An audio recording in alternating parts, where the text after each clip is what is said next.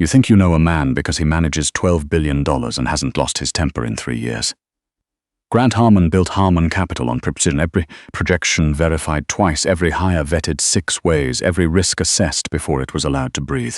He ran his firm the way a surgeon runs an operating room. Nothing unexpected, nothing uninvited, nothing out of place.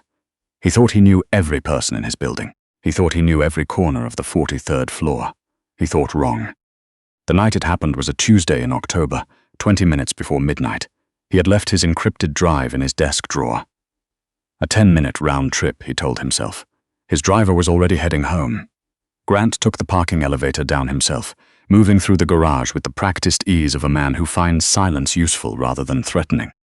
His shoes hit the concrete, and he was already calculating the morning, the 7 a.m. call with the Singapore desk, the board review at 10, when he saw it. 3 stalls down from his car, a 2006 Nissan Sentra in a color that might once have been silver, but had oxidized into something closer to gray defeat. The back bumper was held in place with 2 plastic clips and optimism. It had no business being in the executive lot. Grant's hand moved to his phone out of habit before he stopped himself. His security director Dolan screened the lot every evening. No one got past the gate without a badge. He moved closer. The windows were fogged from the inside, not from cold condensation bleeding through the glass, from breath. Someone was breathing in there. Grant wiped a slow circle through the moisture on the driver's side window. He looked in. Stella Marsh was curled in the back seat. She had folded her coat into a makeshift pillow and wedged herself against the door with her knees pulled to her chest.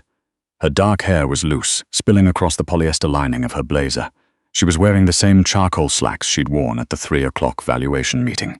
A thin fleece blanket, the kind that comes free with a gas station purchase, was pulled up to her chin. Grant stood very still.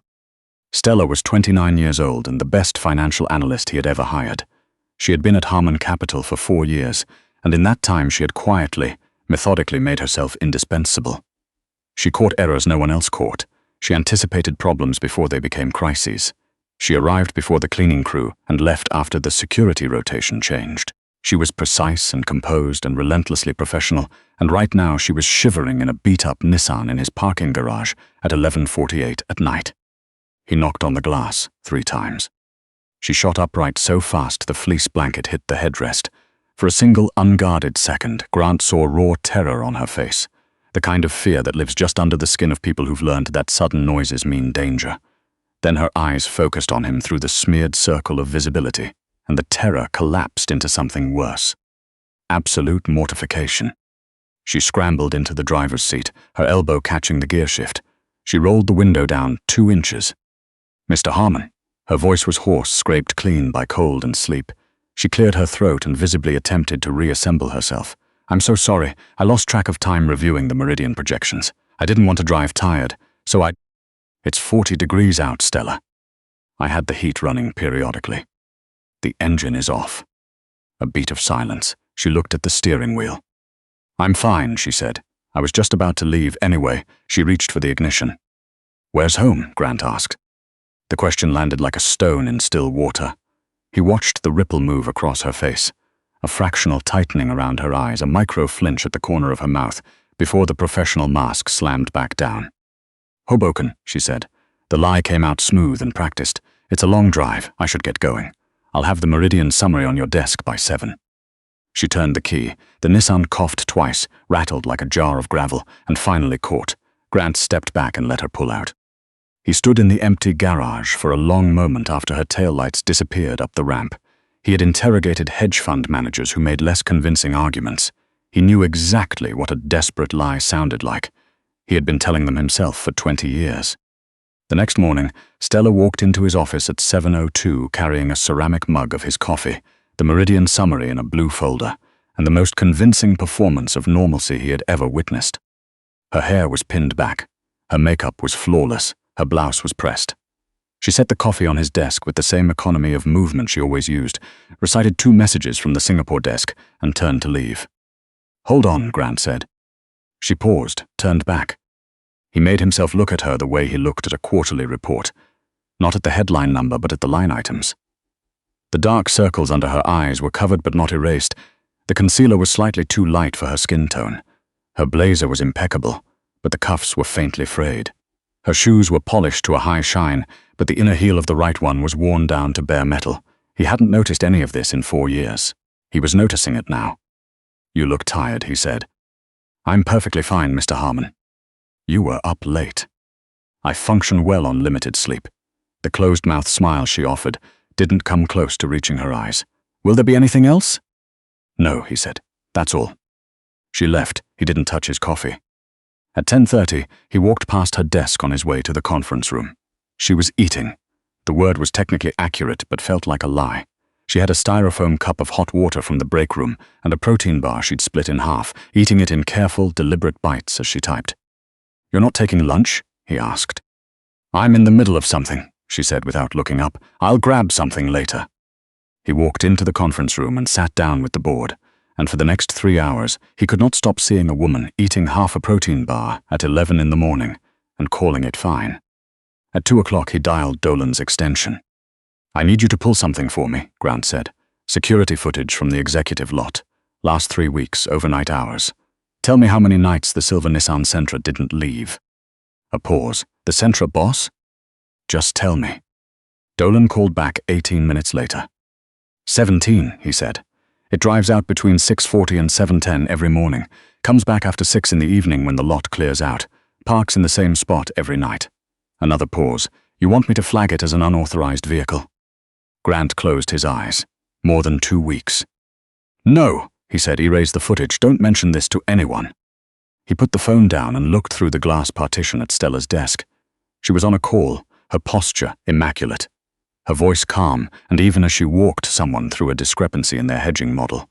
She was good at her job, even when her hands were wrapped around a styrofoam cup of plain, hot water for warmth. He pressed the intercom button.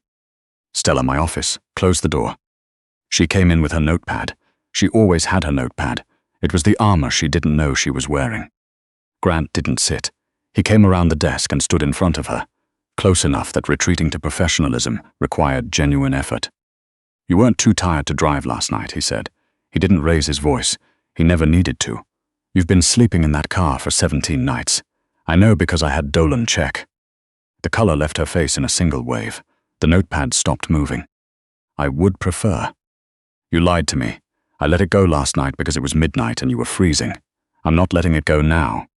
She stiffened. He watched her search for an exit, assess her options, find none. "My personal life is personal," she said carefully. "You work for me." He kept his voice flat, clinical. A senior analyst sleeping in a parking garage is a security vulnerability. A person in a desperate enough situation can be leveraged against this firm. Is it gambling? Substance issues? I need to know what I'm dealing with. The question hit her like a slap. He saw it land, the sheer injustice of it. 4 years of perfect work, of eating half a protein bar and calling it lunch, of sleeping with her spine pressed against a car door so a bill could get paid. All of it crashed into the wall she'd been holding up for months. Her shoulders dropped. Not with resignation, with something heavier. The weight of a person who has been holding their breath for so long they've forgotten what air tastes like. She dropped the notepad on his desk. "Gambling," she repeated. The word came out dipped in something corrosive. "You think I'm sleeping in a Nissan Sentra so I can sit at a blackjack table?" I asked a question. Answer it. Stella crossed her arms over her chest. She looked past him at the floor-to-ceiling windows and the grey October city beyond. When she spoke again, her voice had dropped to something almost mechanical, the tone of a person reciting a horror they've had to explain too many times. "My daughter," she said. "Her name is Junie. She's 7. Grant didn't move. 2 years ago, she was diagnosed with acute lymphoblastic leukemia. Stella said it the way people say a name they've memorized because saying it wrong would make it less real. First year, insurance covered everything. The treatment center, the specialists, the medications. 14 months ago, they sent a letter. They said she had responded well, and they were reclassifying her case as non-acute. She finally looked at him. Her eyes were dry. She was long past tears on this particular topic. She hadn't responded well. She had stabilized. There's a difference. Her oncologist filed 4 appeals. The insurance company denied all of them. Grant felt something cold settle in his chest. He didn't interrupt. "I pay out of pocket," she continued. "The pediatric oncology unit at St. Callaway costs $4,800 a month. My take-home here is $5,200. That leaves me $400 for everything else in the most expensive city in the country." She tilted her chin slightly. The pride in it cost her something. I sold my apartment 14 months ago. I put my furniture in storage. I kept the gym membership at the Y on 47th so I can shower before work. I was staying with a friend in Brooklyn, but she moved in September and the new tenant needed the room. I've been on 3 wait lists for subsidized housing for 7 months. She paused. I didn't go to a shelter because the intake system here requires you to surrender your vehicle, and the car is the only thing I have left, so I sleep in it. She stepped closer. The professional deference was completely gone. What stood in front of him was not his senior analyst. It was a woman who had been fighting a war with no allies and no reinforcements for over a year. Do the math, Mr. Harmon. There is no addiction. There is no gambling. There is just a broken system and a mother trying to keep her daughter breathing. She picked the notepad back up. Her hands were steady. He didn't know how. If you'd like to fire me for being a liability, I understand. I'll have my desk cleared by end of day. But I'd like to request my final paycheck on the standard schedule rather than hold. Junie's next billing cycle is in 11 days. The silence in the office pressed in from all sides. Grant had structured billion-dollar deals. He had acquired companies, dissolved others, moved money across 11 countries and 4 currencies without blinking. He had sat across from men who lied professionally and smiled while doing it. Nothing in any of that had prepared him for the arithmetic of a 7-year-old girl's medical bills laid out in 5 flat sentences. "Sit down," he said. His voice came out rougher than he intended. "I'd rather stand." "Stella." He crossed to her carefully, more carefully than he'd moved in years, and he guided her to the chair across from his desk and made her sit. He didn't go behind the desk, which felt absurd in a suit that cost more than her monthly take-home, and he looked at her until she stopped looking away. "You're not fired," he said, "and you're not sleeping in that car again." He didn't explain himself. That was not how Grant Harmon operated. He told her it was a security mandate. A senior analyst with access to Harmon Capital's proprietary models and client data could not be permitted to sleep in an unsecured vehicle in an open city lot. He maintained a corporate apartment on West 48th, one of 3 kept for visiting clients. Unit 3C had been sitting empty for 10 months. It was an operational waste not to use it. He handed her the key fob. He made it sound entirely like a policy decision. She saw through it immediately. He could tell by the way she looked at the key and then at him, measuring the distance between what he was saying and what he meant. But she was exhausted in the particular way of someone who has been too proud for too long, and eventually the exhaustion won. Her fingers closed around the fob. He drove her there himself. She sat in the passenger seat of his car with her hands folded in her lap, watching the rain-blurred city go by, and she didn't say anything. He didn't need her to. He stopped in the doorway of the apartment. She stepped inside, still wearing her coat. She looked at the bed, a real bed, with a real comforter with actual pillows. The way a person looks at something they stopped believing still existed for them. "Pantry stocked," Grant said from the doorway. "Water's hot. I'll see you at 7. He turned to leave. "Mr. Harmon." He stopped, didn't turn around. "Thank you," she said. The words were barely sound. The composure she'd maintained for the entire evening cracked open around them. "Lock the door behind me." He pulled it shut. He stood in the hall for a long moment, listening. A minute passed. Then he heard her. Not the clean, contained tears of someone who has had the luxury of practicing. The other kind. The kind that comes from a body wound too tight for too long, finally allowed to let go. Grant walked back to the elevator. He had a firm to run. Somehow standing in a hallway on West 48th, the firm felt very far away. He was at St. Callaway Children's Hospital by 9 the next morning. He did not call ahead. He sat across from the pediatric unit director, a careful man named Dr. Whitmore, who kept adjusting his glasses and looking at Grant like he was trying to calculate whether he was allowed to be nervous. Grant wrote the check before Whitmore finished explaining the billing structure. "That covers 5 years of treatment at your top-tier oncology program," Grant said. "You will assign the best attending on staff to Junie Marsh, not whoever's available, the best. You will move her to a private suite with a window. She is 7 years old and she deserves to see the sky." He capped the pen. "If her quality of care declines at any point, I will come back, and I want to make sure we both understand what that conversation will look like." Whitmore swallowed. "And what do we tell Miss Marsh? She's the primary contact on the account." "Tell her an anonymous grant was approved, a private foundation for pediatric cancer care." Grant stood, buttoning his jacket. "If you say my name, or describe me, or allow anyone in your billing department to suggest otherwise, I will find that conversation very inconvenient for you as well." He left the hospital and called Dolan from the car. I need the name of the executive who signed the denial letters on claim number. He read the number from the photograph he'd taken of the letter Stella left on the apartment table when she packed, the one detail she hadn't bothered to hide.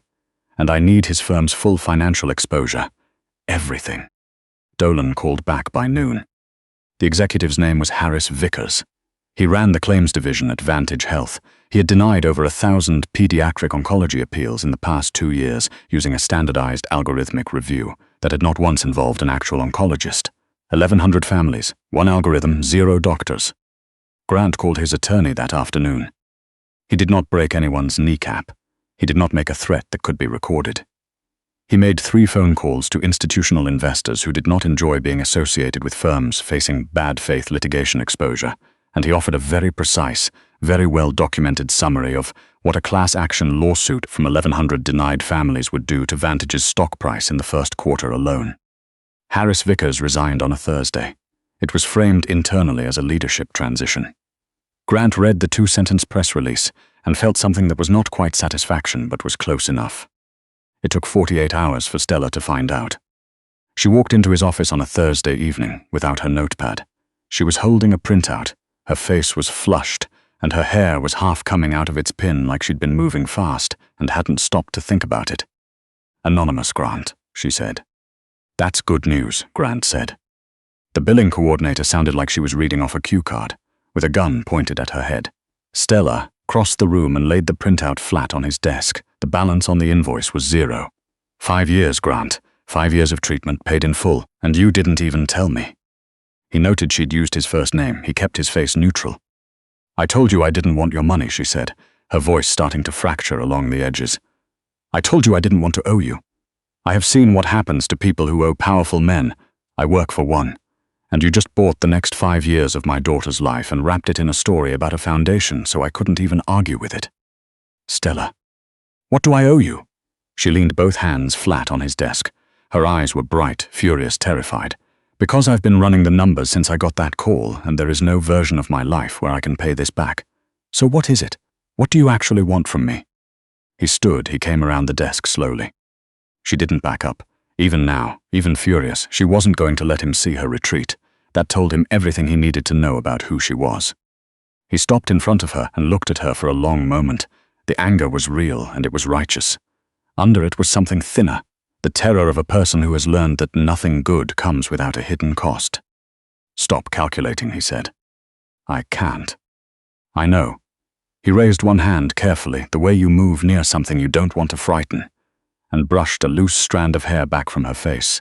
His knuckles grazed her cheek. She went very still, her breath catching in a way that had nothing to do with anger anymore. "You've been in this building for 4 years, Grant said, his voice dropping.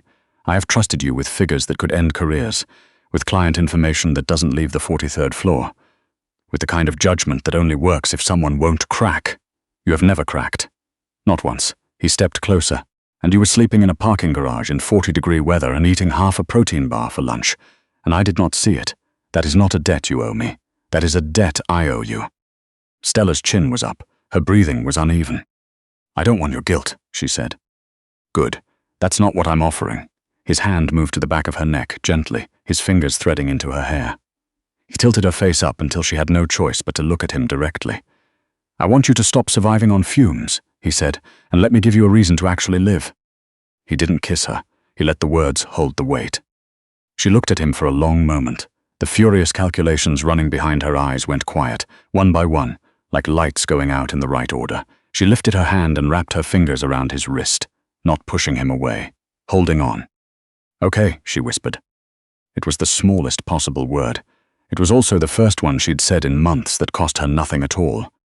Saturday morning, the autumn light came through the floor-to-ceiling windows of the apartment on West 48th and Stella woke up in a real bed for the 5th consecutive morning and still couldn't quite believe it. Grant picked her up at 10. He drove. They didn't talk much on the way to St. Callaway, but the silence was different now. It had lost the loaded tension of 2 people pretending not to know each other better than they should. The pediatric unit had clearly been warned they were coming. Nurses straightened in the hallway. An orderly held the elevator door. Dr. Whitmore appeared from a side corridor, looking like he'd been waiting for the past 40 minutes. Miss Marsh, Mr. Harmon, everything is in order. Whitmore cleared his throat. Junie had a wonderful morning. Suite 2-4. Second left at the end of the hall. Stella stopped outside the door. She pressed her palm flat against the wood, not pushing yet, just feeling it. Grant stepped back and gave her room. This was not his moment. She pushed the door open.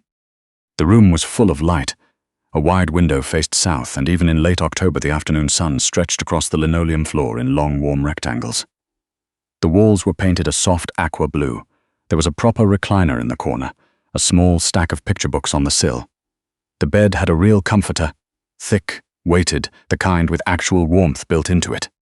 In the bed, propped on 3 pillows, was a girl with Stella's same dark hair and a gap-toothed smile and a homemade get-well card taped to the bed rail. Crayon flowers in a crooked, cheerful row. "Mama," the girl said. Stella crossed the room in 4 steps. She took Junie's hand in both of hers, small, the IV line taped carefully at the wrist, and she pressed her forehead against her daughter's and she just breathed. The nurse on duty quietly slipped out into the hallway. Grant stayed in the doorway. He kept his eyes on the floor. He had done many things with his money. He had built a firm, acquired companies, dissolved others, structured deals across 4 currencies and 11 countries.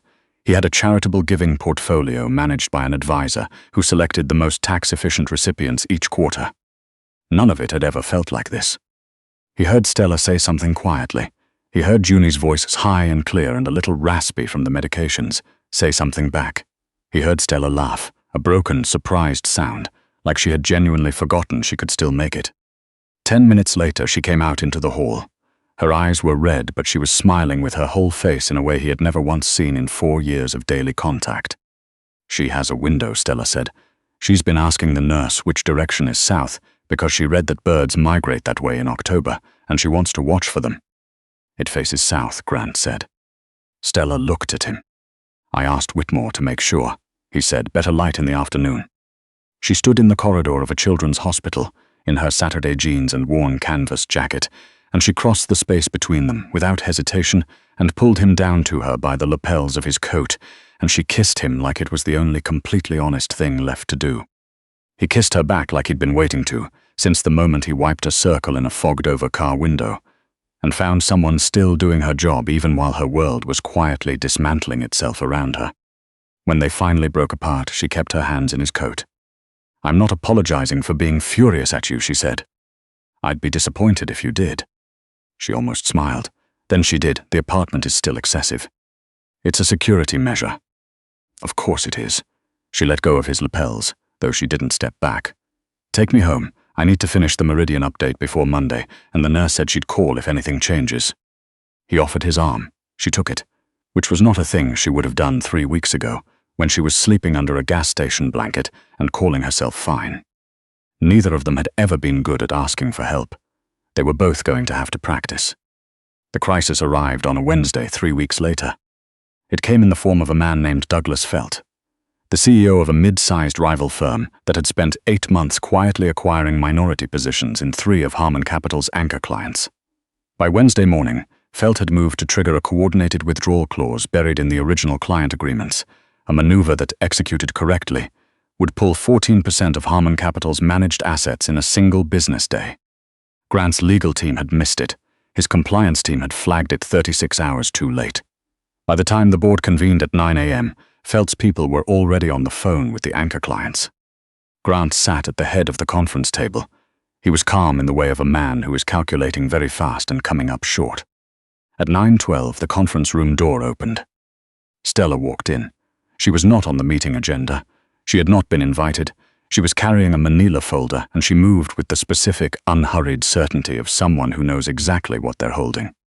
She set the folder in front of Grant without comment and opened it to page 3.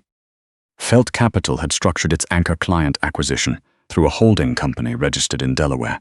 The holding company had 3 directors. 2 of them were simultaneously serving as paid advisors to a federal infrastructure fund, a direct regulatory conflict of interest that voided the enforceability of the withdrawal clause under SEC Rule 206. Stella had found it at 6 that morning. She had verified it with 2 independent securities attorneys by 8:30. She had typed the summary in 20 minutes and walked it into a board meeting she had not been invited to, because it was the right thing to do, and she had stopped waiting for permission. Grant looked up from the page. "Call Felt's counsel," he said to his legal team. "Tell them we're aware of the 206 conflict. Tell them the withdrawal notices are void, and we'd like all 3 anchor clients contacted with a correction by close of business today." He looked at Stella. She gave him one small nod, the same crisp, efficient nod she had given him 1,000 times across 4 years and one entirely new life, and she walked back out of the conference room. The legal team sat in silence for a beat. "Who is she?" one of the junior associates asked. Grant closed the folder. "She runs this floor," he said. That evening, he found her in the parking garage, not because she lived there anymore, but because he'd asked her to meet him there. He was leaning against his car with his hands in his coat pockets. The fluorescent lights buzzed overhead. The concrete smelled of cold and motor oil and city rain. Stella stopped a few feet away. She looked at him. Then she looked at the empty parking stall 3 spots down where the Nissan used to sit. "Sentimental," she said. "Practical," he said. "I needed somewhere we wouldn't be interrupted." She raised an eyebrow. "You saved my firm today," Grant said. "Not because it was your job.